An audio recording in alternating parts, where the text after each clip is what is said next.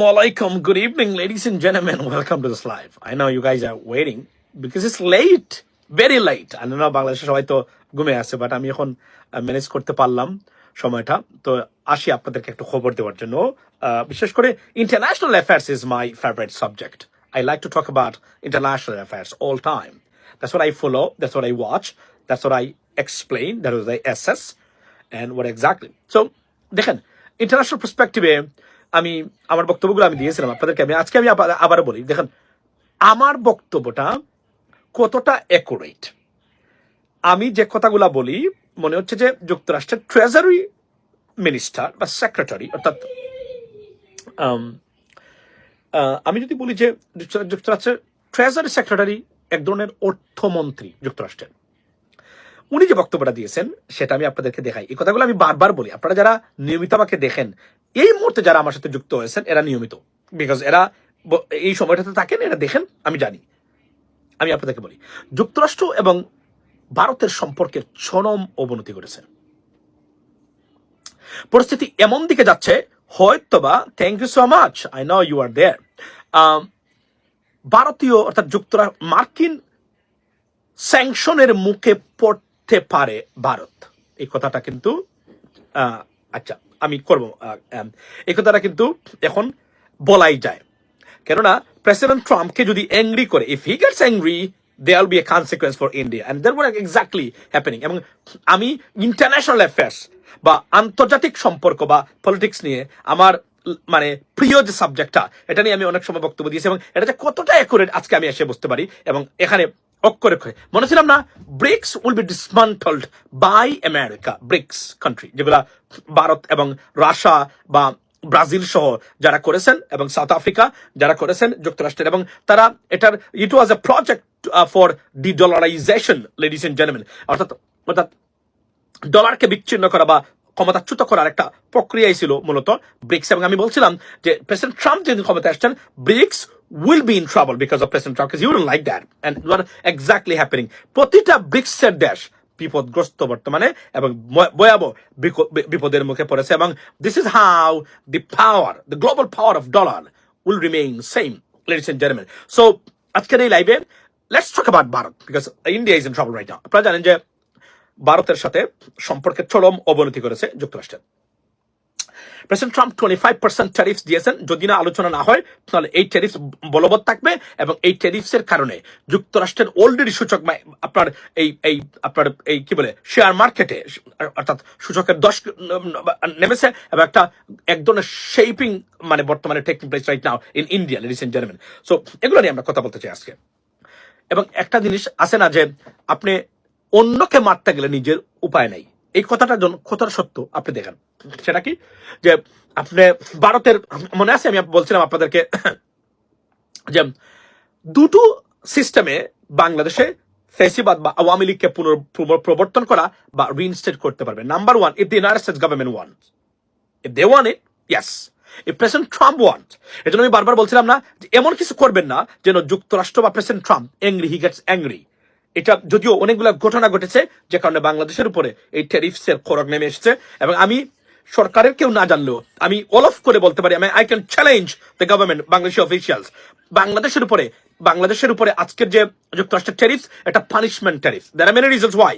নাও এটা বলার পরে আমাদের হুজুররা উঠে যাবে উপরে, গেউ গেউ করবে, যদিও এরা দে আর গুড ফর নাথিং। আমাদের যে হুজুর যেগুলো বর্তমানে বেশি বাড়াবাড়ি করতেছেন বর্তমানে, এদের কথা বলছি। তো এই ট্যারিফস অর্থাৎ যুক্তরাষ্ট্র মানে অর্থাৎ রাশিয়ার কাছ থেকে অস্ত্র কিনা। মনে রাখবেন, ইউক্রেন রাশিয়া যুদ্ধে রাশিয়ার অর্থনীতিকে বাঁচিয়ে রেখেছিল চীন এবং ভারত। এটা যুক্তরাষ্ট্র দেখেছে। President Biden, he didn't go tough on India because there is a presence of China in this region. So for global but geopolitics, they need India this time, this way, that way. But President Trump, he doesn't care about that. He knows that I can handle anyone by American influence or power. So we don't need India. That's what exactly look like. India has been given up or abandoned by American policymakers or President Trump. We can tell that, ladies and gentlemen. So today, পরিস্থিতি এমন ভাবে যাচ্ছে, president Trump বলছেন যে এই sanction বহন করার ক্ষমতা নেই ভারতের। ভারতের অর্থনীতি অলরেডি ড্যাড, অর্থাৎ মৃত ইকোনমি, এবং এটার একটা ইম্প্যাক্ট আছে, সাংঘাতিক ধরনের ইম্প্যাক্ট আছে ভারতীয় অর্থনীতি এবং শেয়ার মার্কেটের উপরে। What exactly happen ladies and gentleman? So এটা বিপজ্জনক পরিস্থিতি তৈরি করেছে আপনার আপনার ফারদিনা ready busy right now, so বর্তমানে ভারতের জন্য। এবং অন টপ অফ ইট, যুক্তরাষ্ট্রের ট্রেজারি সেক্রেটারি বা অর্থমন্ত্রী বলেছেন যে ভারত কোন গ্লোবাল পাওয়ার না, so we don't care about India. এবং এই কথাটাই কিন্তু আমি বছরের পর বছর বলে আসছি যে ভারত সত্যিকার অর্থেই কোনো গ্লোবাল পাওয়ার না, এরা এক গড়ে বসে আছে। যুক্তরাষ্ট্র ছাড়া ভারতের কোনো বন্ধু নাই, এবং যাও ছিল তাও গেছে এখন পানিতে বসে, এবং এই সম্পর্কের আর অবনতি হচ্ছে না। অর্থাৎ, এবং এখানে একটা জিনিস বলে রাখি, বা অর্থাৎ এই তারা আশা করেছিলেন, উগ্র হিন্দুত্ববাদের বিশ্বাসী যারা আছেন, যে প্রেসিডেন্ট ট্রাম্প ক্ষমতা আসলে অর্থাৎ শেখ হাসিনাকে আনবেন, ভারতীয় আগ্রাসন আবার বাংলাদেশে প্রতিষ্ঠা করবেন। আপাতত ঘুরে বালি সেই জায়গাতে ভাই, not even local super power. That's what I said that. যদিও বাংলাদেশের রাজনীতিবিদরা মনে করেন ভারত ইজ সুপার পাওয়ার, আমি বলছি ভারত সবচেয়ে বন্ধুহীন রাষ্ট্র। আমি রেগুলারলি বলি আমার লাইভে, এটা আপনারা খেয়াল করেছেন কিনা আমি জানি না, নিশ্চয়ই খেয়াল করেছেন, রেগুলারলি বলি আমি আমার on the basis of my political assessment, আমি বলছি Bharat is not a powerful country at all. কোন দেশকে ইনফ্লুয়েন্স করার ক্ষমতা ভারতের নেই। বরং আমি যদি দেখি আপনার পাকিস্তানের কোনো ক্ষেত্রে দেশকে ইনফ্লুয়েন্স করার ক্ষমতা আছে, কিন্তু ভারতের সেটা নেই। এমন একটা অবস্থানে ভারত পড়েছে বন্ধুহীন রাষ্ট্র হিসেবে। তো বিশেষ করে নরেন্দ্র মোদী গভর্নমেন্ট ক্ষমতা আসার পরে ভারতের অবস্থাটা পৃথিবী থেকে অলমোস্ট বিচ্ছিন্ন। ভাই আপনি সো থ্যাংক ইউ। সো আপনাদেরকে আমি শোনাই, মানে যুক্তরাষ্ট্রের ট্রেজারি সেক্রেটারি ভারতকে নিয়ে কি বলেছেন গতকালকে, এবং এই কথাটাই মনে হচ্ছে আমার কাছ থেকে নিয়ে বলেছেন। আসলে তো আমার কাছ থেকে নেন নাই, দিস ইজ দ্য রিয়েলিটি, এটাই বাস্তবতা। এবং এভাবেই এটাই যারা রাজনীতি বা পলিটিক্স বুঝেন, they know India is not a global power at all. বাংলাদেশের রাজনীতিবিদরা এরা তো মূর্খ এবং এরা তো অপদার্থ এবং ডিসফাংশনাল। তাদের ইন্টারন্যাশনাল রাজনীতি নিয়ে 10 জন রাজনীতিবিদ বের করতে পারবেন না বাংলাদেশ থেকে যারা ফ্লুয়েন্টলি আন্তর্জাতিক সম্পর্ক বা আন্তর্জাতিক রাজনীতি নিয়ে বা জিওপলিটিক্স নিয়ে বক্তব্য দিতে পারে, হাতে গোনা 2-1টা শব্দ ছাড়া। এটা হচ্ছে বাস্তবতা। আচ্ছা, আমি আপনাদেরকে শোনাই এখানে রিয়েলিটিটা কি, শুনেন উনি কি বলেছেন। He is the Treasury Secretary of the United States, ladies and gentlemen, Mr. Vincent. Yeah, and that's one of the majors, other than China. We're close with India, and that's one of the majors, other than China, that are left. What was the president's intent yesterday with some of those comments about India? And do you expect something to happen before the deadline? Well, I don't know what's going to happen. It'll be up to India. India came to the table early. They've been slow rolling things. So I think that the president, the whole trade team's a bit frustrated with them. And also, India's been a large buyer of sanctioned Russian oil that they then resell as refined products. So, they have not been a great global actor. হিসাব হয়েছে। উনি বলছেন যে স্যাংশনকৃত তেল তারা দেখেন India কি করেছে, এটা আমেরিকা সহ্য করবে?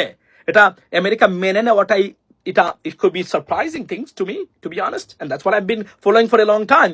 Biden ignored that stuff because he didn't want to go after India. Why? Because of the presence of the China there. But President Trump, he's an unexpected president, as you know that. He doesn't bother about that. He doesn't care about that. And what exactly happened, ladies and gentlemen? See that.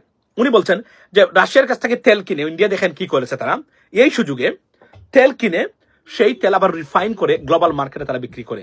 And they are watching for a long time, and it's a sanctioned well.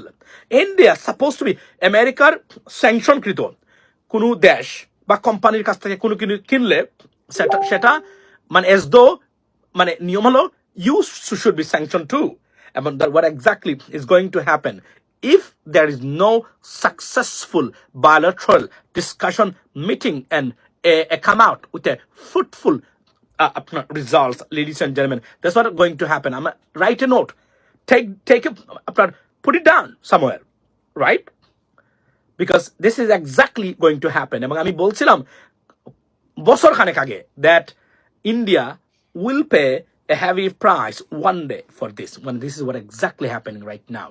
এবং এটার পরিবর্তন আপাতত হচ্ছে না, কারণ তারাই রাশিয়াকে বাঁচিয়ে রেখেছেন, তারা মনে করেন। এবং বিশেষ করে Jews community, they are very angry, I mean at India too, because China এবং ইন্ডিয়া এই দুটো দেশেই রাশিয়ার অর্থনীতিকে আপনার বাঁচিয়ে রেখেছে, আর না হয় রাশিয়া হয়তোবা suppose to be collapsed already.